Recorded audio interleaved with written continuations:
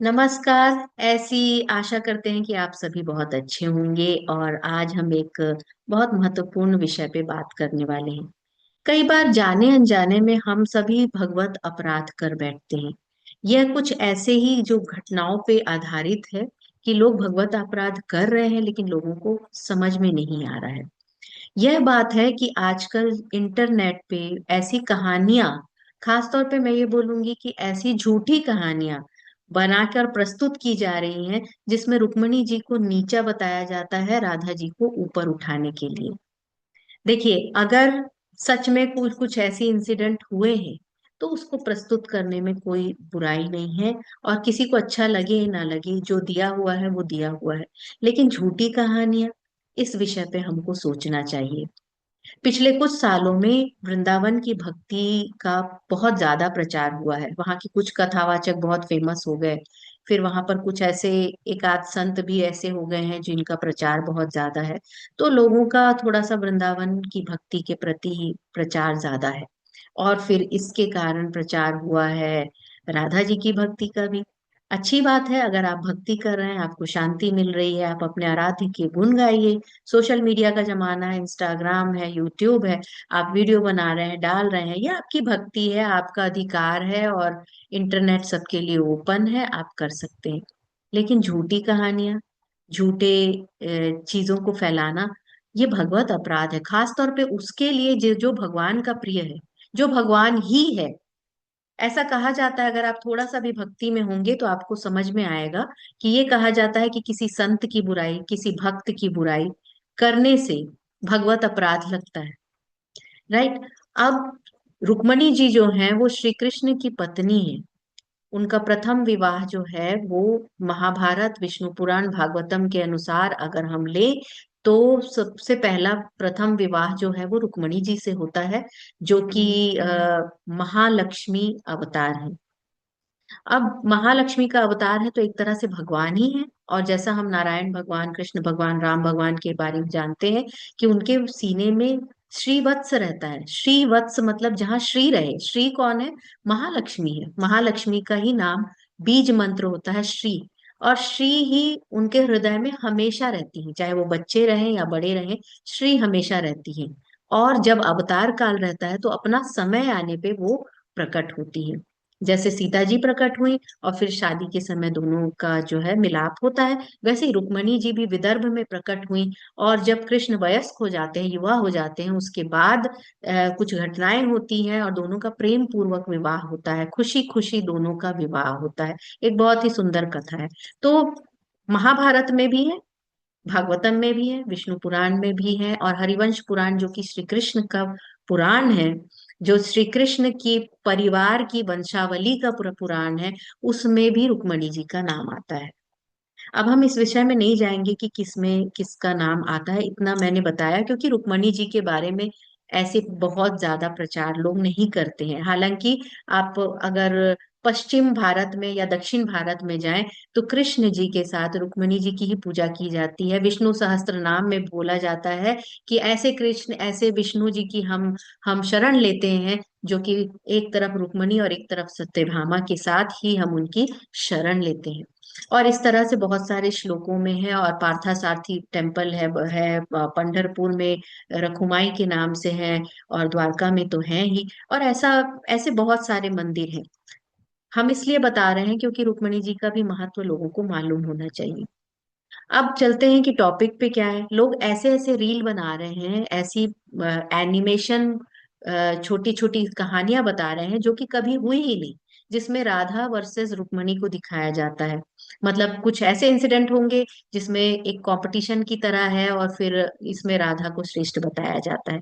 जैसे मैं एग्जांपल देती हूँ, अगर आप यूट्यूब में या इंस्टाग्राम में गूगल करेंगे तो आपको ये कहानियां मिल भी जाएंगी। पहली बात तो ये जान लीजिए कि ऐसी कोई भी कहानी, क्योंकि दो चार एग्जाम्पल तो मैं दे दूंगी लेकिन ऐसी बहुत सारी कहानियां हैं। तो पहली बात तो ये जान लीजिए कि राधा और रुक्मणी कभी नहीं मिले। अगर हम एग्जिस्टेंस पे जाएं तो सारे जो मैंने नाम लिए ग्रंथों के, उनमें राधा जी का उल्लेख है ही नहीं। तो अगर हम उसको छोड़ भी दें कि कौन था कौन नहीं था, तो भी अगर हम ये लें कि रुक्मणी और राधा कभी भी अपने जीवन में नहीं मिले। 11 साल के थे, 10 साल खत्म करके 11वें साल पे थे कृष्ण जब वो चले गए थे वृंदावन से, और कभी लौट कर फिर वापस नहीं आए। और जब वो युवावस्था को प्राप्त होते हैं तब रुक्मणी जी से उनका विवाह होता है। तो ये एक शॉर्ट में हमने बताया। अब कहानियां कैसी कैसी हैं, जैसे कहानी में ये बताया जाएगा कि रुक्मणी जी और जो अष्ट और उनकी जो 7 और पटरानियां थी, वो राधा जी के पास आती हैं, मिलने के लिए आती हैं। तो पहले एक स्त्री को देखती हैं तो सोचती हैं अरे ये तो कितनी सुंदर है। फिर बाद में पता चलता है कि ये तो राधा जी की जो है सेविका है। फिर वो सेविका अंदर लेके जाती है तो उससे भी सुंदर स्त्री रहती है। और फिर पता चलता है कि ये भी सेविका है। फिर ऐसे करके बहुत सारे लेयर्स पार करते हैं। पता नहीं ये महल कहाँ पर था, नहीं मालूम। तो क्योंकि कहीं पर वृंदावन या बरसाने में तो ऐसे महल का उल्लेख नहीं है, लेकिन चलो ये महल पार करते हुए जाते हैं। और फिर अंत में जो है वो राधा जी के जब दर्शन करती हैं तो रुक्मणी जी फेंट हो जाती हैं, वो इतनी सुंदर रहती हैं। अब ये कहानी अगर सच होती तो हम मान भी लेते, लेकिन इस कहानी का कहीं उल्लेख नहीं है। ये हो सकता है किसी राधा भक्त की की मन की कहानी है, क्योंकि मैं अपने मेरे लिए जैसे मेरा बच्चा या मेरी माता पिता सबसे श्रेष्ठ हो सकते हैं, उसी तरह किसी भक्त के मन का भाव हो ये कि वो सबसे श्रेष्ठ है। अच्छा, तुलना भी उससे की जाती है जिसका अधिकार ज्यादा रहता है। तो यहाँ रुक्मिणी जी कृष्ण जी की पटरानी है, द्वारकाधीश की रानी है। और कृष्ण जी की जो है, ऐसा बोला विष्णु पुराण में लिखा हुआ है कि जो त्रेता में सीता थी वो द्वापर में रुक्मणी है। तो थोड़ा सा कंपटीशन का जो है ना वो भक्तों में भी आ गया है। और भक्त जो है वो हो सकता है भक्तों ने ऐसा कहानी गढ़ा हो, लेकिन ये कोई शास्त्र सम्मत कहानी नहीं है। इसमें फेंट होते दिखा रहा है। आप राधा जी की सुंदरता की तारीफ कीजिए, कोई बात नहीं, लेकिन रुक्मणी जी के साथ ऐसे तुलना करके उनको फेंट करना जो कि गलत है कहानी, तो क्या सही है ये कहानी हो गई। फिर एक कहानी दिखाई जाती है कि कृष्ण जी राधा को पत्र लिख रहे हैं। तो रुक्मणी जी देख लेती हैं और रुक्मणी जी उस पत्र को जला देती हैं। फिर कुछ कहानी अनफोल्ड होती है, फिर रुक्मणी जी को पछतावा होता है और वो सॉरी बोलती हैं। और कृष्ण जी से राधा के प्रेम के बारे में पता चलता है। तो ये भी कहानी का कहीं कोई शास्त्र में उल्लेख नहीं है। फिर कहानी बताई जाती है कि जो राधा है, राधा की मूर्ति रहती है द्वारका में, और उसको रुक्मणी जी गुस्से में आके तोड़ देती हैं कि आप क्यों उनको अपने इतने निकट रखते हो। तो ये भी एक जो है वो फॉल्स कहानी ही है जिसका कहीं उल्लेख नहीं मिलता है। इसके बाद अगर हम आगे चलें तो खाना बनाने के बारे में भी होता है कि कृष्ण जब गर्म दूध पी लेते हैं तो उनको चेस्ट में जो जो जलन होती है वो राधा को भी महसूस होती है। और रुक्मणी को तब पता चलता है कि राधा और कृष्ण का कितना गहरा प्रेम है।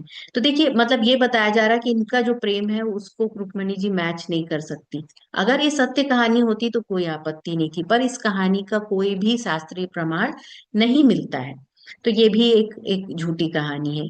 फिर आपको पता चलता है कि जो एक एक और देखने वाली क्या बात है कि सिर्फ अनजान रील बनाने वाले लोग बनाए तो चलता है। वृंदावन के कुछ प्रसिद्ध कथावाचक भी अपनी कहानियां, ऐसी कहानियां सुनाते हैं। मैं नाम नहीं लूंगी, लेकिन अगर आप देखेंगे जो कहानियां सुनाते हैं, और उसमें कुछ एनिमेशन भी बनता है कई बार, और कई बार ऐसे ही मंच से कहानी सुनाते हैं, उसमें भी वो ऐसी बातें कई बार बोल जाते हैं कि ऐसा हुआ था, फिर राधा जी और रुक्मणी जी मिली, फिर रुक्मणी जी ने देखा कि राधा जी श्रेष्ठ हैं। इस टाइप की जो कहानियां हैं वो बहुत चल रही, बहुत सारे एग्जाम्पल है। वो जो एक कहानी थी, अब कुछ कहानियों को ट्विस्ट भी कर दिया गया है, जैसे कुछ प्रचलित लोक कथाएं वगैरह हैं और या भागवतम की कथाएं, उनको ट्विस्ट कर दिया गया है। जैसे उद्धव जी जब जाते हैं ब्रज जाते हैं तो गोपियों से मिलते हैं, गोपियां उनसे कृष्ण का हाल पूछती हैं। गोपियां मतलब बंच ऑफ वुमेन और बंच ऑफ जो उनकी भक्त हैं वो लोग। उसमें कोई किसी एक राधा का उल्लेख ओरिजिनल स्टोरी में नहीं है, लेकिन जो कथावाचक बताते हैं वो राधा को सेंटर में रख के बताते हैं कि राधा मिले, फिर राधा मिली। फिर जो एक कहानी है जिसमें नारद जी जाते हैं ब्रज की गोपांगनाओं की, भक्तों की धूली लेने के लिए, क्योंकि भगवान के सिर में दर्द होते रहता है और भक्त की धूली लगाने से ठीक होगा, ऐसी एक लीला वाली कहानी है। उसमें ब्रज के लोग, गोप गोपियां, गोप भी शामिल है उसमें, गोप गोपियां अपने धूल देते हैं कि ठीक है आप लगा दो, अगर ठीक हो जाए चाहे इसके लिए हमको नर्क भी मिले।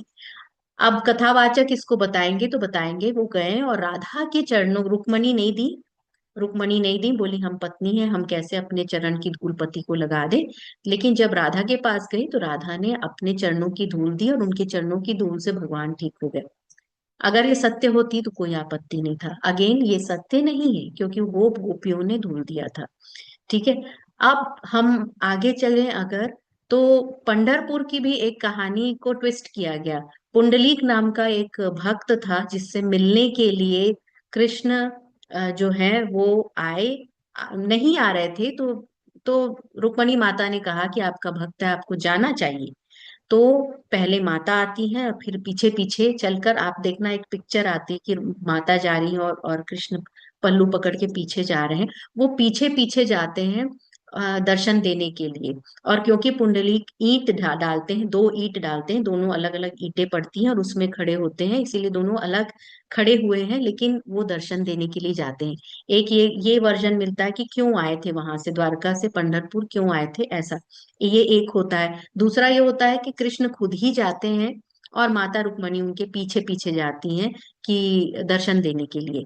लेकिन इसको भी राधा के संदर्भ में ऐसा बता दिया गया कि एक दिन गोद गोद में बैठी हुई राधा को रुक्मणी जी देखती हैं और गुस्सा हो जाती हैं, जबकि इसका उल्लेख कहीं नहीं है, लेकिन कुछ लोगों ने प्रचारित कर दिया है, जो कि पंढरपुर के बहुत जो भक्त लोग हैं वो इसका खंडन करते हैं कि ऐसा कहानी नहीं है, कि गोद में बैठी हुई राधा को देख लेते हैं तो भागती हैं, जब गुस्सा होके तो फिर उनको मनाने के लिए जाते हैं। अब बताइए अगर ऐसे जाते हैं तो फिर पुंडलीक जी का जो इतना फेमस है कि ईंट देते हैं, वो कहाँ पर आ गया इसमें। तो ये कहानियां जो है फैब्रिकेटेड कहानियां हैं। कुल मिला के राधा और रुक्मणी कभी नहीं मिले थे। रुक्मणी जी बहुत ही ममतामयी थी, बहुत ही कोमल हृदय की थी, भगवान से बहुत प्रेम करती थी और बहुत सबको एक्सेप्ट करने वाली थी। आप देखिए वो सबसे पहली रानी थी, फिर कृष्ण जी के और भी विवाह हुए, कुछ राजनीतिक कारण से, कुछ सामाजिक कारण से और भी विवाह हुए, और रुक्मणी जी ने सबको अपने बहन की तरह अपनाया। उनकी और सत्यभामा जी की थोड़ी राइवलरी की कहानी मिलती है, जिसमें सत्यभामा जी की तरफ से थोड़ा सा एग्रेशन दिखाया जाता है, लेकिन अंततः दोनों का बाद में बहुत अच्छा रिलेशनशिप भी हो गया, ऐसा बोला जाता है। लेकिन रुक्मणी जी के तरफ से कभी कोई एग्रेशन का बात नहीं आया। इनफैक्ट भागवत में कहानी है कि जब कृष्ण बोलते हैं, उनको टीज करते हैं कि तुमको तो मुझसे अच्छा भी वर मिल जाता, तो ये सोच के कि कहीं भगवान मुझे छोड़ तो नहीं रहे हैं, वो फेंट हो जाती हैं। तब भगवान चतुर्भुज होके उनको संभालते हैं और उनको होश में लाते हैं और बोलते हैं कि रुक्मणी मैं तो तुम्हारे बिना रह ही नहीं सकता, मैं तो मजाक कर रहा था, क्योंकि मैं देखना चाहता था कि तुम गुस्सा कैसे होती हो।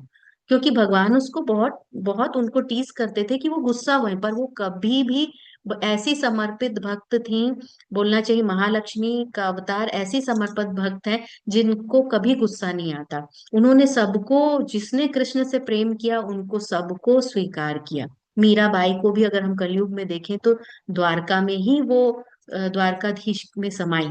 तो रुक्मणी जी हमेशा सबको सबको स्वीकार करती हैं, ऐसी उनमें कभी भी जलन का कोई भी उल्लेख नहीं है।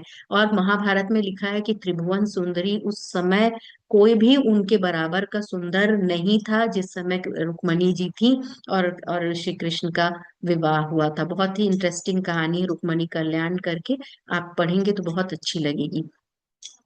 तो हम ये कहना चाहते हैं कि आपकी श्रद्धा है राधा जी में, बहुत अच्छी बात है, आप उनके लिए कहानी बनाइए, भजन बनाइए, गाइए। लेकिन किसी और की आराध्य को नीचा दिखाना, वो भी में जो भगवान की प्रिय पत्नी है, खुशी खुशी, फिर कुछ सीरियल वगैरह भी ऐसा दिखा दिया कि राधा और रुक्मणी का राइवलरी है और राधा कृष्ण का ही मेन उसमें रोल है, तो ऐसा ऐसा करके सीरियल भी बना दिया गया।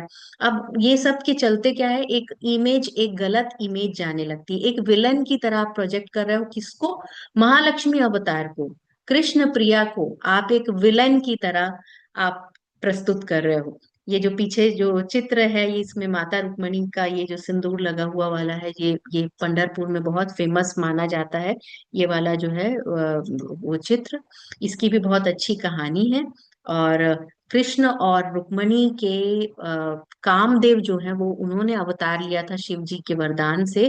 कामदेव को शरीर प्राप्त हुआ था प्रद्युम्ना के रूप में, कि आप लक्ष्मी और नारायण के घर में जन्म लोगे, और प्रद्युम्ना जी का जन्म हुआ था, अनिरुद्ध जी उनके पुत्र थे। तो इस तरह से महालक्ष्मी और कृष्ण का जो है ये बड़ा ही सुंदर प्रेम गाथा है। सभी देवियां, सभी मान्य है, आप अपनी मान्यता के अनुसार आप पूजा कीजिए, आपको स्वतंत्रता है। लेकिन भगवत अपराध मत कीजिए माता रुक्मणी को नीचा दिखा के। और उन सभी लोगों को जो नीचे में उस स्टोरीज को पसंद करते हैं, मैं ये बोलूंगी कि ऐसी स्टोरीज को आप एनकरेज मत कीजिए। क्योंकि अगर आप एनकरेज करते हो तो वो लोग और बनाते हैं, क्योंकि उनको तो लाइक सब्सक्राइब और कमेंट्स ही चाहिए होती है। ऐसी स्टोरीज को आप कतई स्वीकार मत कीजिए, क्योंकि ये भगवत अपराध है, और कहीं ना कहीं अगर हम स्वीकार करते हैं तो हम भी उस भगवत अपराध के भागी बनते हैं। तो अपनी आराध्य की भक्ति कीजिए, लेकिन किसी और के आराध्य को नीचा मत दिखाइए, हम यही कहेंगे। जय श्री कृष्ण।